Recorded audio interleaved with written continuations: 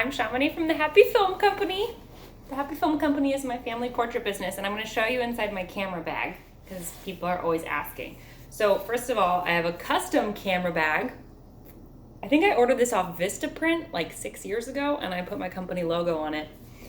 And I decided to do that because it's advertising when you're out in the park and someone sees your bag. And my mom also made a comment that was like, don't carry someone else's bag that has their name on it because then you're advertising for them. I used to have a Kelly Moore camera bag, so shout out to Kelly Moore, who's also a photographer. But yeah, my own, it's just a tote bag. I have it on both sides. And then inside of the camera bag, I have a camera bag insert, and I think, I just got this off Amazon. And this is the same thing that they would put inside of, like, if you get an official camera bag. It's just lined with this kind of scratchy fabric. It's really protective for the equipment inside. But what I liked about this one is that it's removable, which means I don't have to carry my tote bag with me. I can literally just take this bit out and I can put it in a backpack. I can transfer the actual camera bag part, camera carrying bit, into any carrier bag. So this is one of the, like, after 10 years of photography and running around carrying equipment, I've tried all of these different professional bags, backpacks, side sling bags. And at the moment, after all these years, this is the thing that works best because I realized that I don't always want to carry the same bag. I want to be able to just grab the actual camera stuff and go. I have 2 compartments inside. I don't want anything to drop out. I only have 2 compartments inside, 1 and 2. If you carry a lot of lenses and a lot of stuff with you, you're going to need more, but I shoot with 2 lenses, so it makes my life easy. In the one side, we have the camera body with a lens attached. I always have my lens attached. I know some photographers are really particular and they like having their lens caps on, and then when the stuff is in the bag, the camera body even has a cap on. So if you're trying to be really protective with your gear and you want to disassemble it every single time, you'll probably need a bigger camera bag so that every individual item can have its own pocket. But I'm a little bit harder on my gear because I'm more low maintenance that way, and I like being able to just reach in the bag and go. And so I never have any camera caps or lens caps or anything on the equipment ever. It's actually, all of my lens caps are in a storage bag in the closet because I am a working photographer, which means that I'm using this stuff constantly. So yeah, in the one compartment, we've got the actual camera body plus one of the lenses, and then the other compartment is for the other lens. And I've got a whole bunch of videos you can watch if you want to know about which lenses I shoot with. I use a 35mm Canon 35mm 1.4, and I use a Canon 100mm 2.8. There they are. That's my set. I have had so many lenses, just like so many camera bags over the years, and as I've specialized more, I've gotten more and more specific on the actual equipment that I want. So if you're a new photographer, it's probably just to be expected that you're going to get a lot of equipment and you're going to try a lot of bags. You're going to have to experiment and find out what works for you, but eventually you'll know exactly what works for you. And I shoot families and children predominantly with these 2 lenses, so I get to travel pretty light, which is awesome. The camera body that's in there is a Canon 5D Mark IV, and I've always shot with the Mark 5Ds, or the 5D Mark II, and then I moved up to a 4. Okay, so that's the actual camera equipment that's in there.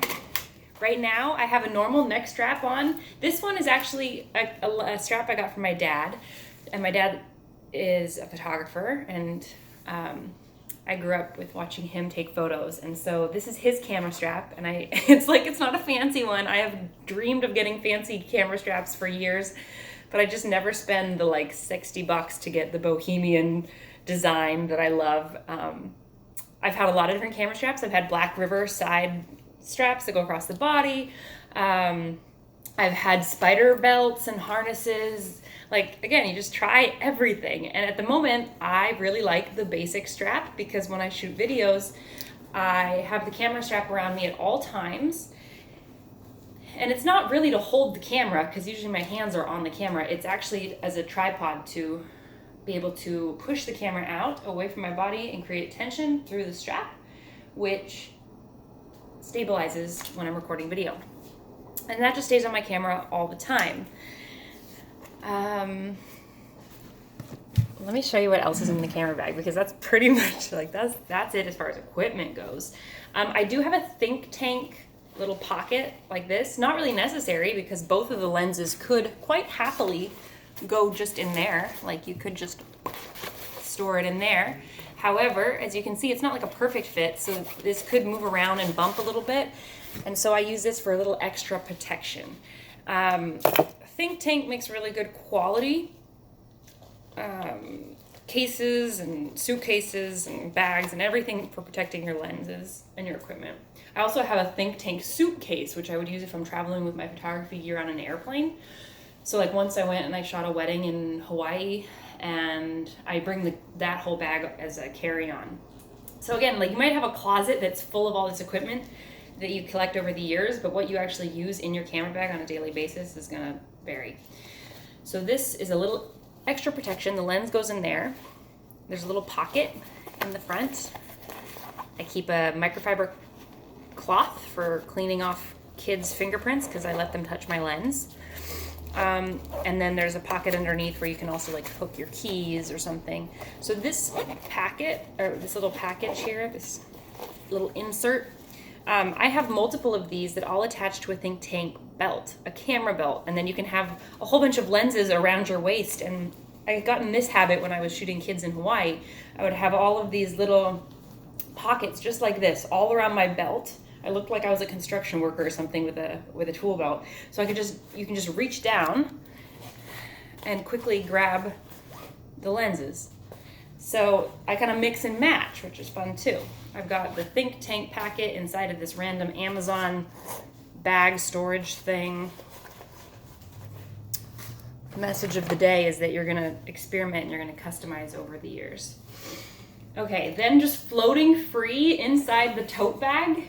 And when the camera insert is inside, it's taut. It's pulled taut, right? So all the stuff that's right now floating around would actually be more like down the side. And I just reached down the side. I have a camera battery charger. Now, I probably own like 5 of these, and I have one in my closet and one in my studio and one in my backpack, and I have one in my camera bag. One is always plugged into the wall. Running out of camera battery is one of the 2 nightmares that can happen at your photo shoot. The other one is running out of card space. I would say your camera breaking at a photo shoot, I mean, that's not ideal, but that's not the nightmare. That's just like I've had a camera break at a photo shoot, but I was able to just tell my client, like, this is really awkward and terrible, but my camera just broke, which is the benefit of bringing 2 cameras, which I don't do, but that's the reason why you could. I used to bring 2 cameras because I was afraid of one breaking, and then that did happen, and I didn't have the backup, so I had to deal with that. You decide what risks you're going to take. One risk that I don't take is the running out of the battery or running out of the cards. So I have a camera battery charger in my bag because it's more likely that I'm going to run out of battery than it is that I'm going to break my camera. So I take the risk of only shooting with 1 camera, and I bring this because in the worst case scenario, I'd show up at a shoot and I would tell everybody like, oh no, my camera just ran out of battery. If I can just charge this, like if we run into a coffee shop really quick and we sit there for 5-10 minutes, I can charge it. So it's kind of embarrassing. It's not the best thing. One time, real story of why this happened, I was on my way to a photo shoot at someone's house. And when I got to their house, I realized that my camera, which had been fully charged at home, was now fully drained, and it had been turned on for the entire car ride. And that was the last day that I forgot to bring a battery. Because in that situation, I could have just been like, hey, my mistake. Can we have a cup of tea for an hour while it charges? I also have a bunch of junk in here, like most people in their purse. That's a microphone case, but that has nothing to do with photography. And bubble gum. And a pen. And a microphone. I don't use that on my family photo shoots. I use that for other things. Oh, look, another battery charger. Okay. This is not an organized camera bag tour. This is a spontaneous one. I have a D battery. That's what it's called, right? 9 volt. This is for the microphone that I have on my hot shoe on top of the camera, which is, I use a Rode mic, one of the round ones, and it's on top of my camera for recording high quality audio when I'm making family videos. And again, useless if it runs out of batteries, so I have an extra battery in my bag always. We've got more bubble gum, a hairband, and then this is a mount that will go on a tripod. So I guess the lesson that I've just taught there is that your camera bag can also become a hot mess and you can carry around all sorts of things in it. So if we were gonna repack this and make it like really beautiful and clean and organized, I would have an empty tote bag to start off with. And I'd put in the camera organizer. Voila. Then we're going to take the Think Tank pocket with one lens and put it on the left side. And then we're going to take the Canon body and put it on the other lens on the other side. Now, technically, I'm ready to go. I have all the equipment I need for a shoot. So then the stuff that we pack down the sides is now the backup emergency stuff. We've got an extra charger. We've got an extra battery. This was for the microphone, which is not in the bag. The microphone is at my studio. I'll have to show you that in another video. And then, voila, this should be in there too. This is my camera memory card wallet for CF cards. I think CF cards are now starting to be outdated, but I guess I'm just dating myself as a photographer because I just haven't even thought about getting anything else. I use an SNF series memory wallet 2.0, made by Low Pro. I don't know if that's an important brand, it doesn't matter. Really what you want is a safe place to store your cards. I bring a lot of cards.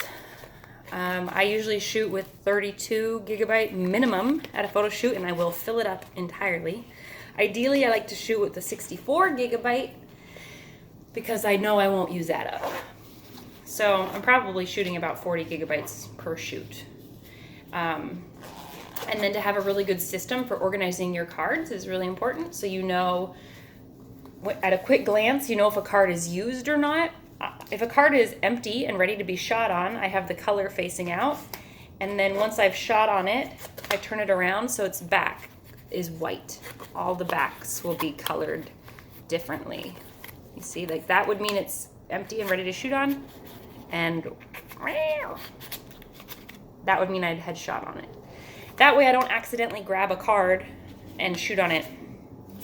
I also don't delete the photos off of a card until they have been edited and are uploaded and backed up and ready to be given to clients, because that's a nightmare. That's another nightmare, to be at a photo shoot and realize that you've run out of storage space and you can't delete any of the cards that you have in your wallet because none of those photos have been backed up. So I've done that before. I've deleted a card to be able to take photos in the moment of a family. And then I got home and realized that I just deleted photos of family who are not going to get their photos now.